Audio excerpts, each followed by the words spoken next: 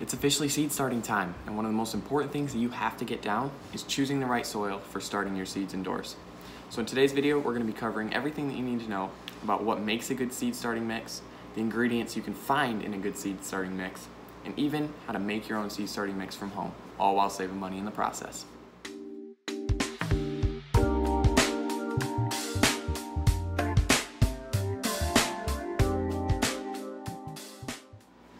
So when choosing a seed starting mix that works best for you, the first thing you want to look at is the consistency. You don't want something that is too heavy. Heavy soils often get compacted, and when the seeds are trying to sprout, they end up just snapping in the process or rotting underneath ground because they can't break that soil barrier. You also don't want something that is too loose. Things like sandy soils, they don't hold on to water. Nutrients just flush right through it, and roots, they can't really get established in a soil like that. So you don't want that either. So the best seed starting mixes are usually very lightweight. They hold on to moisture well, they have good aeration, good drainage, but don't get too heavy and compacted at the same time. This allows the plants much better opportunities to establish their roots, which is by far the most important thing in a plant's earliest stages of life. With that being said, let's move on to our first and most important ingredient in any seed starting mix, and that's peat moss or coco coir. Peat moss is a fibrous soil amendment that a lot of gardeners use for the purpose of seed starting.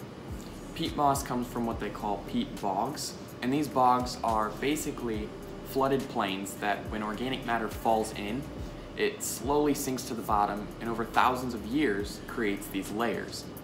But because this organic matter has been sitting in this water or anaerobic condition for so long, it doesn't really break down.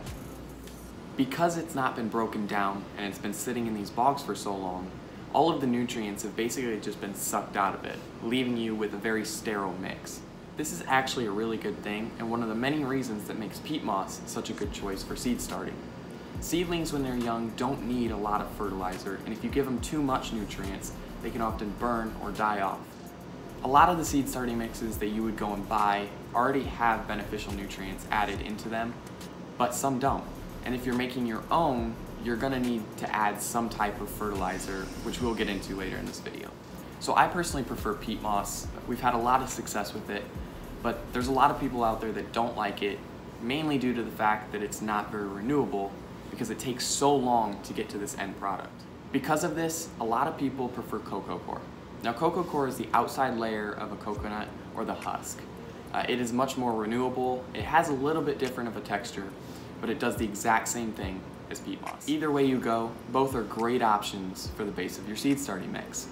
They're both super lightweight and excellent in water retention. The only problem is that they may absorb too much water and not drain as fast as you would like. And that's where our next ingredient comes in, and that's perlite.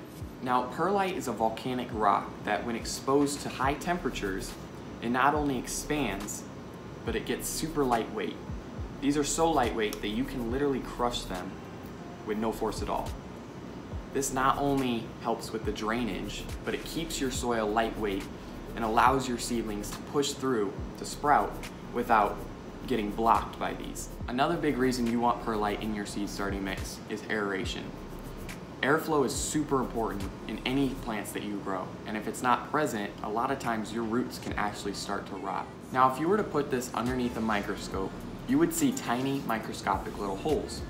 Now those little holes are actually air pockets, and your roots will attach themselves to those to give them the aeration they need and to help prevent things like molds and root rot from setting in. Now the size of the perlite does matter. You don't want something that is too big. One of the reasons is because it can act as more of a barrier when your seeds are trying to sprout. But the main reason is because if you look at these cells, they're not very big. And if you're filling this with soil and big pieces of perlite, the amount of actual soil, peat moss or coco coir, won't be very much. And the plants need that actual soil to establish their roots. The size that we recommend is fine to ultra fine perlite. Most seed starting mixes that you would buy already have these sizes in them, but if you were making your own, for example, these are the ideal sizes that we recommend. Now the last ingredient is optional, but a lot of people recommend it, and that's vermiculite. Vermiculite is an expanded volcanic rock, just like perlite, The only difference is that it's soft and acts more like a sponge.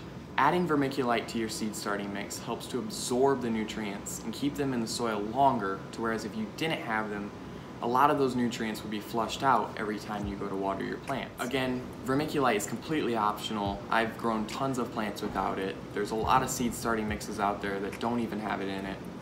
But if you don't use it, you may need to fertilize more than you would if you did. So now that you know all of the ingredients that go into making a seed starting mix, the next thing that we're gonna go over is making your own. Making your own seed starting mix does take time and it does take work, but it's by far the easiest way to make money while you're growing plants indoors. So peat moss is usually sold in big compressed bags. These bags range anywhere from 2 cubic feet to 4 cubic feet. Perlite and vermiculite, on the other hand, are sold in smaller bags. I've seen the most common size at 8 quarts. To make it simple, if you're growing in bulk like I do, I usually just pick up 1 big bag of peat moss and then 2 smaller bags, 8-quart bags of perlite. A more detailed ratio that you can go by is 5 parts peat moss to 1 part perlite. Again, vermiculite is completely optional, but if you do decide to use it, you can add 1 part of that in as well. Like we mentioned earlier in this video, because we are using peat moss or coco coir, we're not going to have any nutrients in our soil. So there's 2 things that you can put in your seed starting mix to add nutrients. One is compost, and the other is worm castings. Now, if you're doing compost, it's not always recommended, as if you're growing indoors, it can bring in pests, it can bring in bacteria and other things of that sort. But if you do decide to use it, generally the mixture is 25% of however much seed starting mix you're making. So if you're making 4 quarts of seed starting mix, 25% of that should be, or 1 quart, should be compost. Worm castings, on the other hand, is perfect for indoors. It's usually sold in bags, and the instructions will be on the bag, but usually it's just a handful in whatever you're making. And that'll add just a slight amount of nutrients to your soil.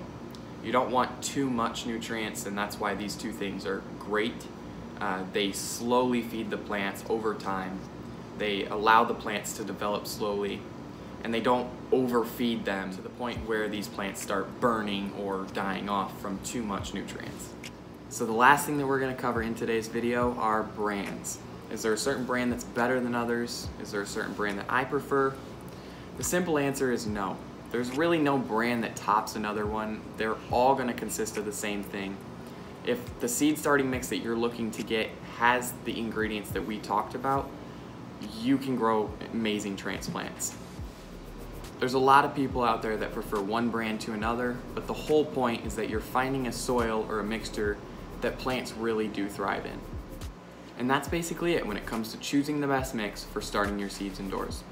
If you learned something new in this video, please give it a like, and if you have any questions at all, be sure to leave them in the comment section below. Make sure to subscribe as well, because we have a whole lot more content coming your way to help you grow your best garden. Thanks for watching.